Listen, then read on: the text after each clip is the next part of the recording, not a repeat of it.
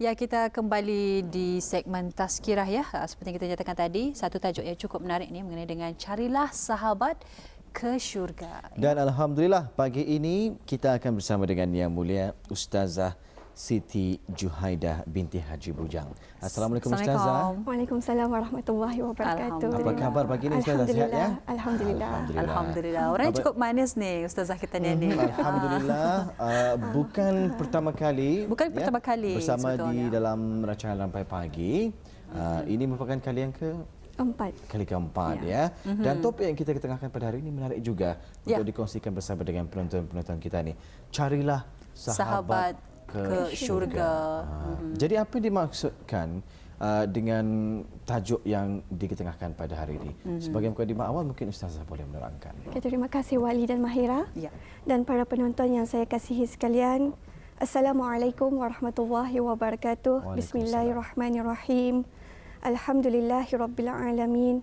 Wassalatu wassalamu ala asyrafil anbiya'i wal mursalin sayyidina Muhammad wa ala alihi wa sahbihi ajma'in.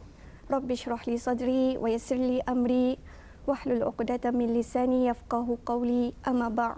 Para muslimin dan muslimat yang diridai oleh Allah Subhanahu wa taala, dalam kehidupan kita ni sebagai manusia ni di dunia ni, kita ni pasti dikelilingi dengan orang yang kita dipanggil kawan ataupun sahabat. Betul. Baik di sekolah, tempat kerja, tempat kita ditinggal, di masjid dan sebagainya, memang kita ni pasti akan ada kawan. Betul. Kecuali lah kalau orang itu keras sumbang. Apa dia keras sumbang itu yang orang yang indah mau keluar dari rumah, indah mau bergaul dengan orang lain.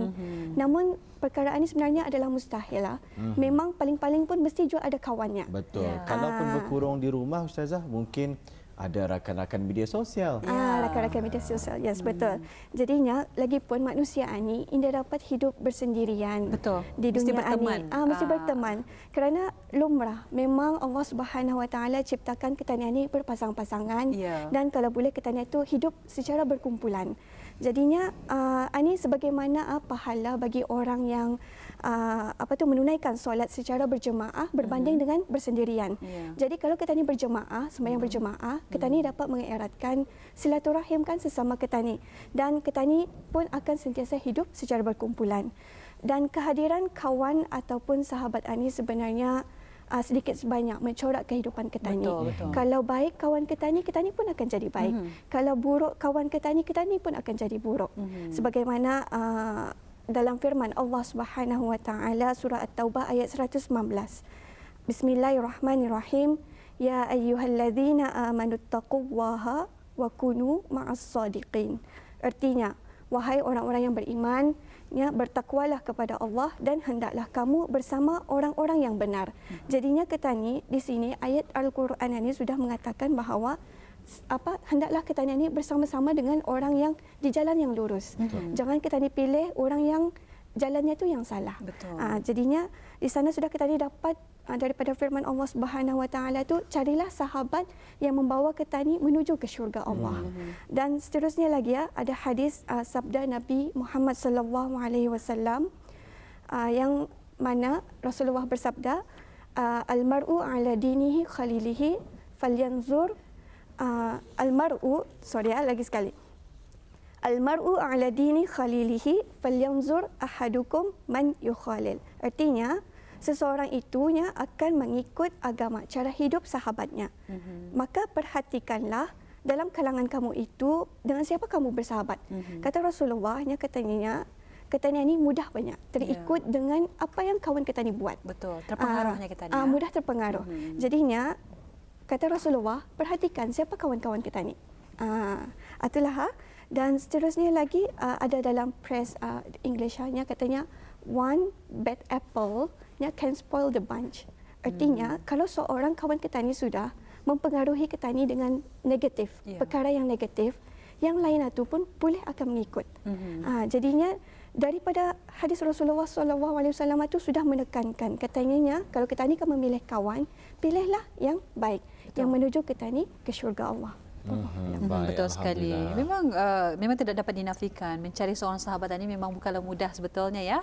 Seorang sahabat baik bukan saja bersama kita ni di kala gembira tetapi sentiasa di sisi sama ada ketika kita ni suka dan duka. Jadi Ustazah, ada terdapat ni perbezaan di antara kawan dan sahabat. Mungkin dapat dihuraikan mengenainya. Okey. Terima kasih Mahira. Ya. Okey. Sebenarnya kita ni kalau kawan dan sahabat kalau secara realitinya macam semua samahan saja tapi sebenarnya ada perbezaan. Kalau kawan selalunya kawan kita ni minum kopi kan, biasanya kawan kita ni ada sejarah yang lama, maksudnya kawan kita ni sekampung, kawan kita ni sekolah kan. Lepas tu kita ni ada lagi kawan kita ni yang sama-sama berbisnes, dan kawan kita ni sama-sama hiking, kawan-kawan kita ni sama-sama memancing, atau kawan yang kita ni boleh berkongsi satu hobi ataupun boleh kita ni curhat perasaan kita ni bersamanya. Tapi kawan ni kalau sekiranya sampai kadang-kadang kalau sudah berselisih faham tu boleh jadi putus kawan. Indah lagi kan berkawan kan atau kawan. Tapi kalau sahabat ni ia adalah seorang yang memiliki tanggungjawab pada diri kita ni. Walaupun kita ni ada pertalian darah dengan beliau, tapi ia akan iaitu sayangnya kan kita ni tu sangat melebihi daripada kawan ni. Kalau macam sekiranya kalau kita ni membuat kesalahan ataupun perkara itu yang menuju kepada maksiat ataupun dosa, ia tentu akan menegur kita ni. Jadinya di sana nampak perbezaan. Kalau sahabat itu sayangnya kan kita ni melebihi kerana ia mengharapkan yang ia itu mau kita ni juga sama-sama masuk syurga. Itu sahabat. Jadinya kalau sahabat ini juga kadang-kadang dalam setiap keluarga ataupun maksud saya tu macam kita ni kadang-kadang kita ni lebih rapat dengan kawan sahabat kita ni tu daripada ahli keluarga kita ni. Jadinya di sana penting sebenarnya kita ni mencari sahabat yang lebih maksudnya yang baik yang menuju ke syurga Allah Subhanahu Wa Taala.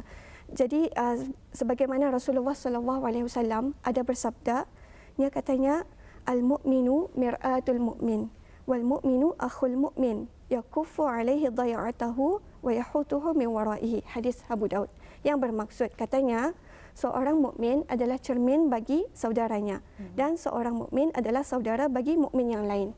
Dia tidak merosak harta miliknya dan menjaga kepentingannya. Jadi di sini kalau kita ni suka melek cermin kan, melek diri kita ni. Kalau ada something yang kamahlah saja. Kamah sejarah pakaian kita ni. Maka kita ni mesti akan bersihkan kan. Jadi di sana kita ni boleh umpamakan kalau sekiranya sahabat kita ni itu melakukan kesalahan, tentu saja kita ni akan ada rasa untuk menegur kerana kasih dan sayangnya kita ni kan ke dia. Kita ni tidak akan membiarkan ia bergelumang dengan perkara maksiat ataupun dosa. Jadinya di sana sudah menunjukkan bahawa memang seorang mukmin itu cermin bagi mukmin yang lain dan mukmin itu memang saudara kepada seorang mukmin yang lain. Kita ni adalah bersaudara. Jadinya sama-sama kita ni susah, sama-sama kita ni pun senang. Artinya kita ni itu saling tegur menegur. Jangan kita ni indah camah mata. Itu yang pentinglah. Ini seolah-olahnya kita ni macam berjuang sama-sama. Sama-sama kita ni berjuang untuk ke syurga Allah. Jangan kita ni siuk sendiri macam kita ni tersajakan masuk syurga. Yang lain itu indah. Jangan kita ni biarkan kawan-kawan kita ni. Jadi maksudnya di sini setiap kita ni sebenarnya mempunyai peran masing-masing dalam memastikan kita menjaga kemaslahatan masyarakat sekeliling, sahabat handai, rakan taulan untuk saling tegur menegur antara satu sama yang lain untuk mengelakkan daripada berlakunya perkara-perkara mungkar ini jadi macam mana kita ni ingin mengenali status hubungan dengan kawan-kawan dan juga rakan-rakan ini tadi? Okey. Sebenarnya kan tadi saya katakan kawan-kawan ni macam-macam. Ada kan kawan kita ni dengan kita ni mengupi, minum, lepak, dengan kita ni hiking, dengan kita ni memancing. Dengan kita ni business partner kita ni teman kan, memang kawan. Tapi sebenarnya kita ni mesti kenali dulu macam mana kan mengenal kawan kita ni. Maksudnya di sini ada tiga jenis status persahabatan ini. Yang pertama sekali adalah persahabatan kerana Allah Subhanahu Wa Taala. Memang kalau kita ni bersahabat kerana Allah Subhanahu Wa Taala, memang ianya adalah sebaik-baik persahabatan. Kerana memang tujuan kita ni hidup ni kerana Allah Subhanahu Wa Taala kan. Kita ni untuk beribadah kerana Allah. Kalau kita ni bersahabat dengan orang itu kerana Allah, otomatik kita ni dapat pahala. Betul. Artinya kalau sekiranya kita ni berkawan dengan kerana Allah, bersahabat kerana Allah, kita ni akan mengikut jalan yang lurus, insya-Allah. Maksudnya kan kerana kawan kita ni tu ia rajin, maksudnya ia memilih jalan yang lurus, yang ia tu amar ma'ruf nahi munkar. Ia akan melakukan yang Allah suruh dan meninggalkan apa yang Allah larang. Jadinya kalau kita ni bersahabat dengan orang macam tu, secara automatik kita ni pun terpengaruh. Kita ni pun akan terikut. Betul. Macam sekiranya kalau dulu kita ni jarang ke masjid. Tapi dengan kerana kawan kita ni yang rajin membawa kita ni ke masjid, Belia masjid lagi. Jadi belia masjid lagi, terikut tak kita ni, terpengaruh. Okey, seterusnya lagi persahabatan tabi'i. Yang macam tadi yang saya katakan, kawan kita ni sama-sama kita ni minum, sama-sama kita ni bercerita, sama-sama kita ni hiking lah sekiranya. Itu adalah persahabatan juga, persahabatan yang baik juga, tapi jika sekiranya persahabatan tersebut bersandarkan kerana Allah juga, ia dapat pahala. Jadinya itu kira persahabatan yang biasa-biasa kerana urusan dunianya. Kan tadi tu macam kita ni hiking sama-sama untuk mendapat kesihatan yang baik. Itu cuma adalah persahabatan yang tabi'i, yang biasa-biasa kerana urusan dunia. Tapi kalau disandarkan kepada Allah, insya-Allah ianya pun akan mendapat pahala. Betul. Dan seterusnya lagi persahabatan yang tercela. Ini yang memang kita ni kalau boleh jangan tahan. Pasal persahabatan tercela ni, kita ni berkawan tapi membuat perkara yang maksiat, membuat perkara dosa. Macam kita ni berkawan kerana sama-sama mencuri. Lurus tu. Berkomplot ya. Berkomplot, bersubahat. Jadinya perkara itu memang kita ni kalau boleh jangan tahan. Kita ni tinggalkan kawan-kawan macam itu, kita ni pilih kawan yang lebih baik daripada kawan-kawan yang buruk tadi tu. Kerana ada dalam satu hadis sahabat yang solehaninya umpama seorang penjual minyak wanginya.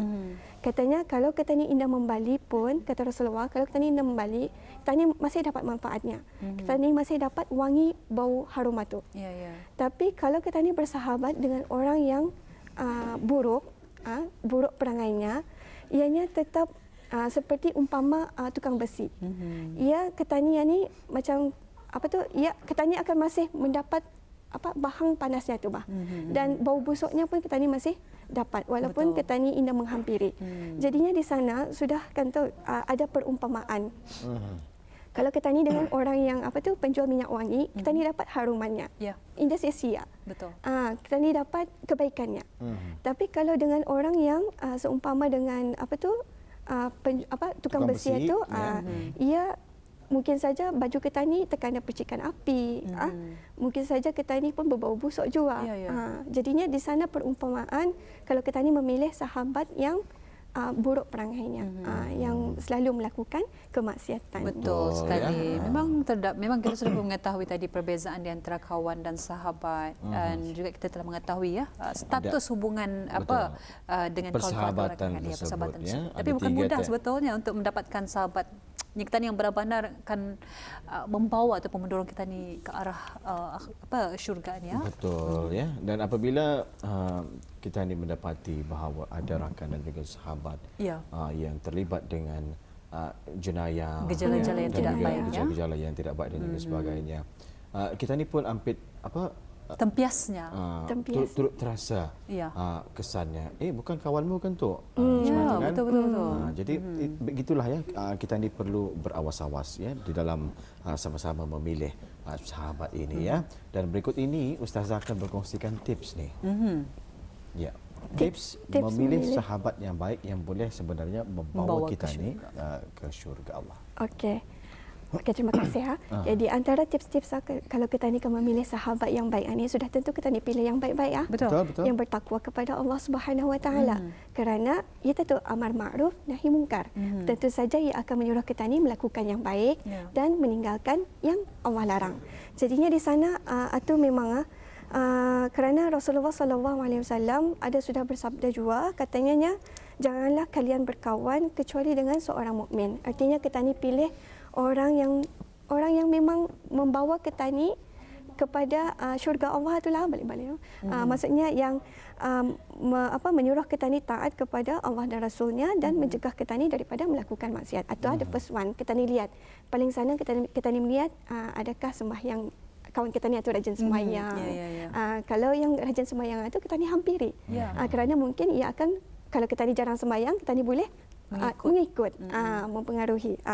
Dan seterusnya lagi memilih sahabat yang berkepribadian yang lembut dan baik. Artinya kalau sekiranya kalau orang yang jenisnya kasar, kalau ia akan menegur kita ni, tentu saja kita ni terasa hati. Kan, kalau yang menegur kita ni tapi kalau orang yang berkepribadian yang lembut, kalau ia akan menegur kita ni, tentu saja dengan cara berhikmah, tentu saja dengan cara yang lembut, ia tidak akan menyakiti sesiapa sahaja. Jadinya dengan memiliki sahabat, kita ni pilih yang lemah lembut, yang berkepribadian yang baik ni, mungkin saja apabila ia menegur, kita ni akan dapat menerimanya dengan baik. Maksudnya kita ni tidak akan ada ego yang tinggi, maksudnya di sana macam tidak akan menerima teguran itu. Tapi kalau apabila orang menegur kita ni dengan cara yang baik, insya-Allah terbuka hati kita ni untuk menerima nasihat. Untuk menerima nasihat. Kemudian lagi kita ni pilihlah juga sahabat yang menjaga keaiban kita ni. Sedikit sebanyak tentu saja kita ni ada sharing kan, curhat kita ni. Curhat kita ni macam nampak dia aib kita ni tu. Tapi kalau boleh tak kita ni pilih kawan yang insya-Allah yang boleh menjaga keaiban kita ni, yang tidak akan memberitahu kepada orang lain. Dia boleh menyebarkan kepada orang lain. Dan kemudian lagi kita ni sudah tentu memilih sahabat yang sama-sama kita ni gembira, sama-sama tani juga kita ni susah. Selalunya kalau kawan ni time senang saja ia jumpa tani tapi kalau time sudah susah hilang dia. Tapi kalau ni insya-Allah kalau kita ni memilih, kalau kita ni sudah terjumpa sahabat yang sama-sama kita ni susah senang bersama, apa kata kita ni pegang ia, jangan lepaskan ia.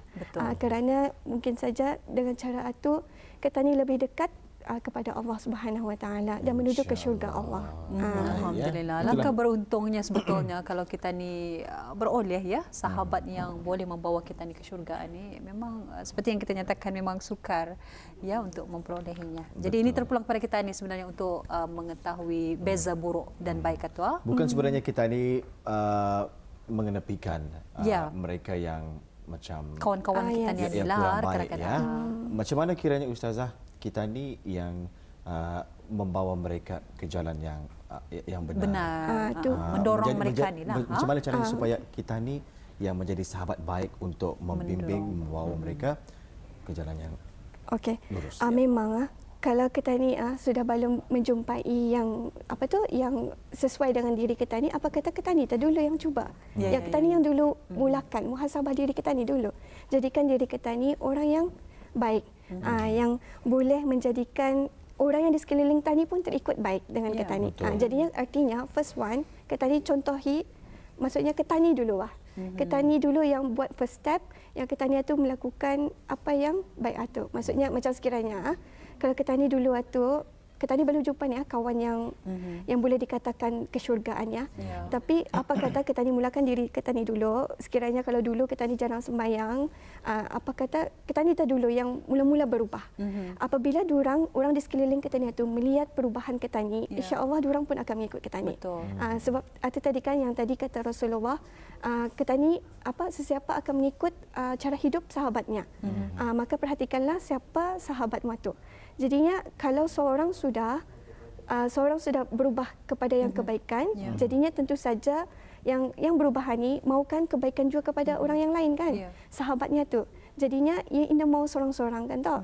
Sudah tentu diajaknya membuat kebaikan itu. Jadi kalau orang mengajak membuat kebaikan, jangan kita ni merasa, jangan kita ni umpatlah alim jual bis kita ni. Jangan macam itulah. Apa kata kita ni sokong. Berikan sokongan.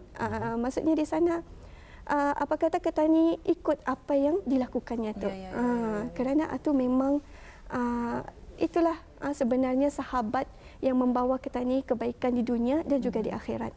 Sudah tentu Ya, itu dia Mahirah ya. Betul. Carilah sahabat ke syurga ya.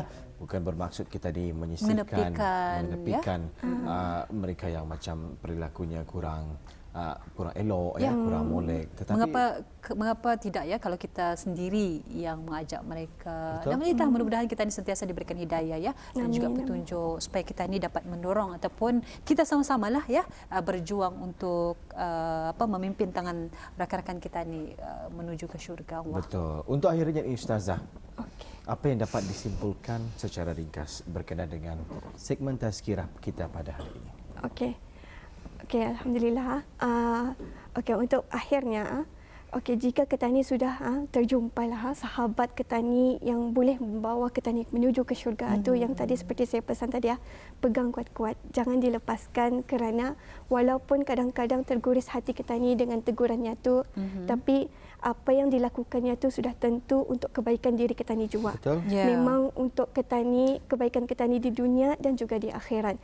Dan jika sekiranya kalau bis kita ataupun saya lah belum lagi menjumpai orang yang sahabat kita ni yang memang membawa kita ni ke jalan syurga itu, apa kata kita ni berdoa banyak-banyak dan berusaha mencarinya. Dan lebih-lebih lagi juga sepatutnya kita ni diri sendiri pun kalau belum kita ni jumpa, kita ni dulu mulakan. Jadikanlah diri kita ni orang yang terbaik, seusaha yang mungkinlah, dan kemudian kita ni cuba untuk membaiki diri kita ni lah kepada jalan yang lurus satu, supaya orang di sekeliling kita ni pun akan mengikut kita ni. Alhamdulillah.